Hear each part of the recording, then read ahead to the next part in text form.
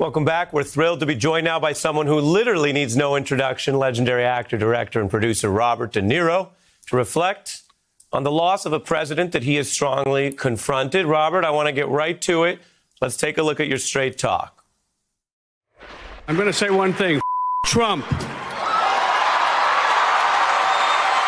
He's so blatantly stupid. This guy should not be president, period. A lot of criticism of you. Fuck him. Okay, well, you know, this is cable, Sorry. so it's not an... He's a punk. He's a dog.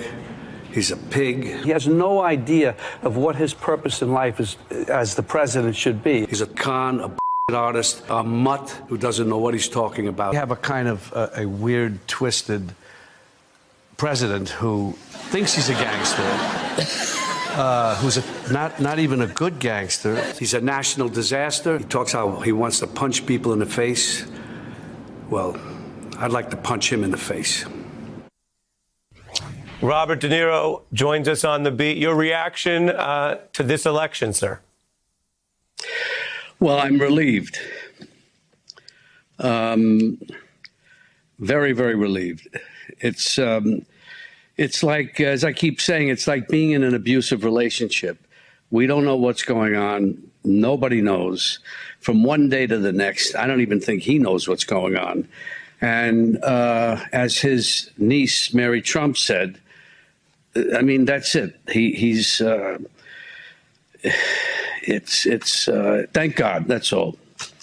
We're past that. We're going to have a lot of other problems. That's normal. You have them, but not when you don't behave within certain parameters, certain rules, then there's no point in having what we have in this country. And that's what he's capable of, just not respecting anything. And we're going to see now whether he will leave gracefully, which I don't think he will, but I think he'll find himself in such a situation that he'll have no choice but to leave, but probably say, you know, I had to leave, it's rigged, blah, blah, blah, but I had to leave. He'll find some way to, in his eyes, save face through what he says, but the bottom line is I'm very relieved that he's not.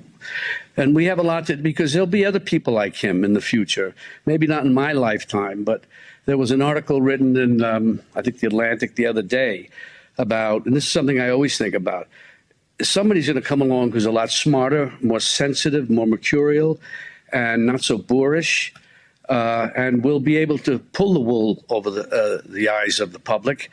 And then we will have a more serious, deeper problem, and one that might that will get further than what Trump has done. And he's also set an example, unfortunately, to other young people that this kind of thing can be done. And that's why it's so important at this, you know, after he's out of office, that he is held accountable.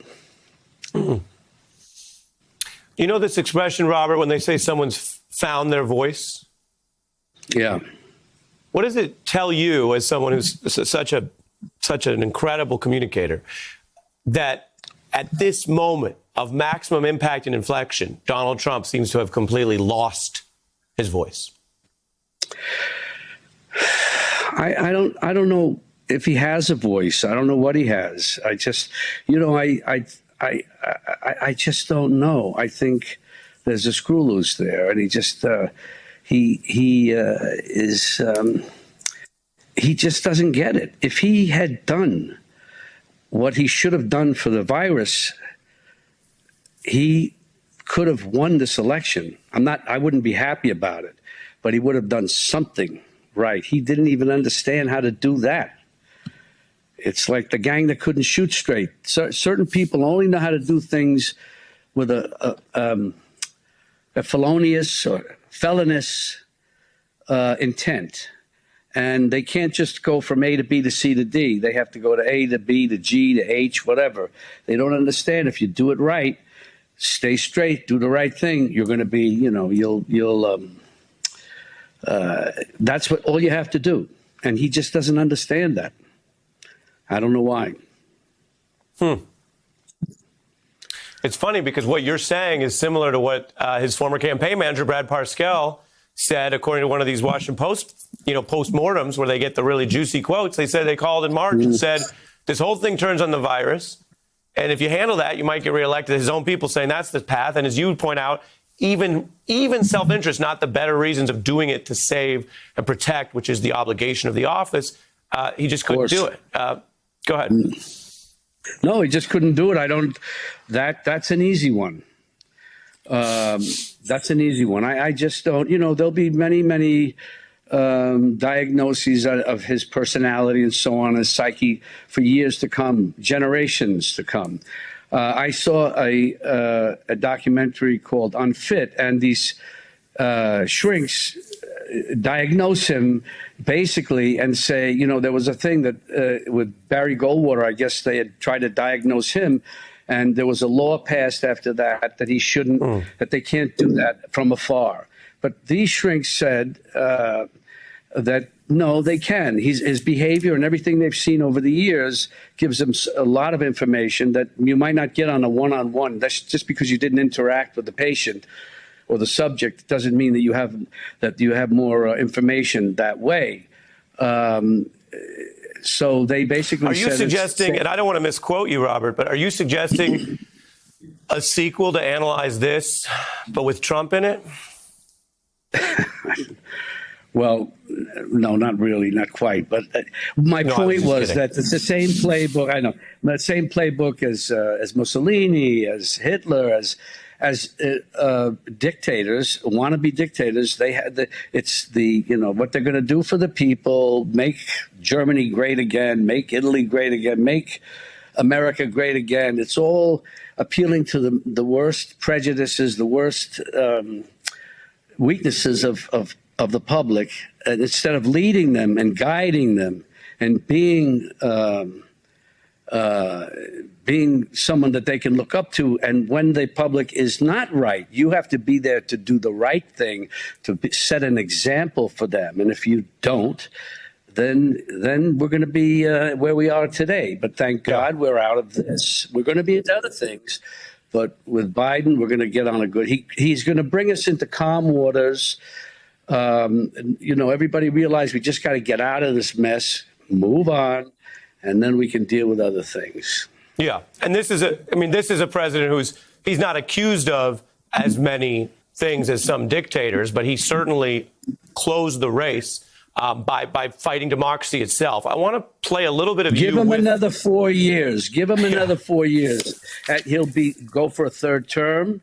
And then he joked about president for life with Xi, and he'll do anything, and he'll try to pardon himself. And he told people to vote twice, and he told people, all of that. I want to show before we lose you, because you've been around the contrast of Obama and Biden. You've been celebrated by President Obama, so not to embarrass you, but we did want to take a quick look at that. Here it is. For over 50 years, Robert De Niro has delivered some of screen's most memorable performances. His work is legendary for its range and depth.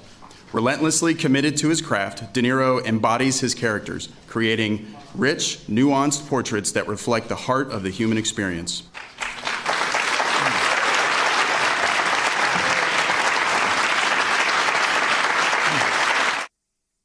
What did that mean to you from President Obama, and what, if anything, are your thoughts on Joe Biden, who was part of that administration and now president-elect?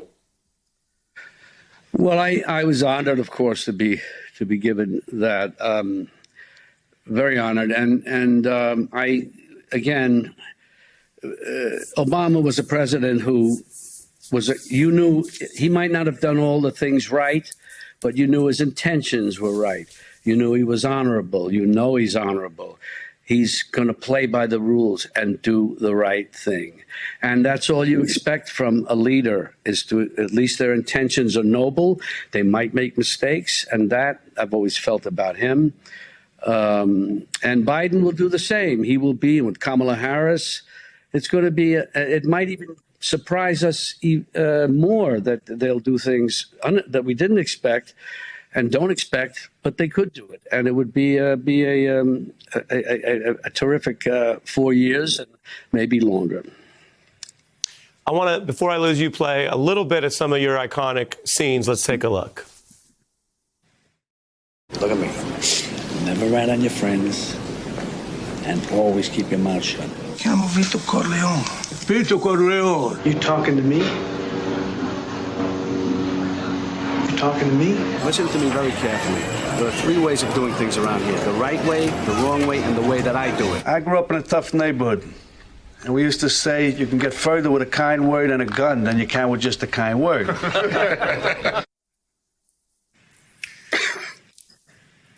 What do we take from all the tough guys you've played in a country that celebrates toughness but sometimes maybe gets carried away? Wait, say that question again.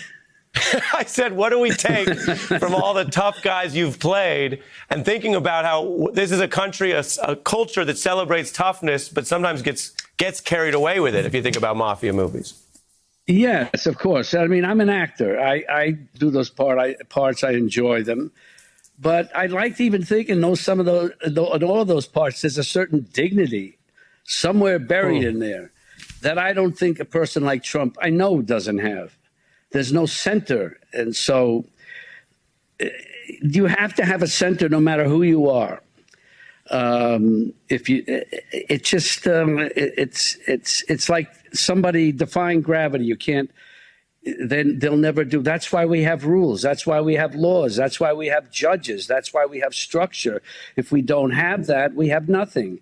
And we have chaos. We have anarchy.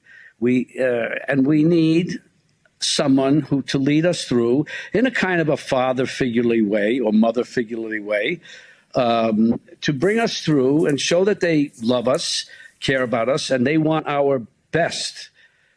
They are looking out for us. It's the total opposite with someone like him. It confounds me how he ever got to be elected, but he did, and crazy things happen. But that's what we need in a leader, in any leader. Yeah. And that's what we're going to get with Joe Biden and Kamala Harris. She's tough. She's tougher. She'll do the things that maybe he wouldn't do or can't do, but I'm hoping that she will do them. Robert De Niro, it's really fascinating to hear your take, especially given the way you've been a key figure, really, in the public realm dealing with whatever it is that Donald Trump is. And personally, I'm a journalist, but personally, I'm just such a huge fan. I really appreciate you coming on. Can I say one? Thank you. I just want to say one more thing.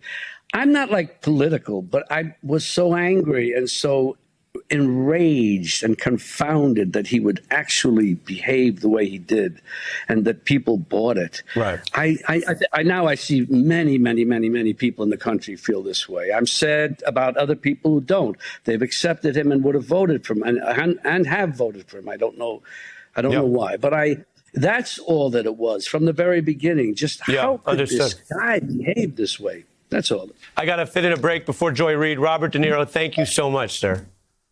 Thank you. Hey, I'm Ari Melber from MSNBC. You can see more of our videos right here, or better yet, subscribe to our YouTube channel below. You could have been anywhere in the world, but you're here with us, and we appreciate that.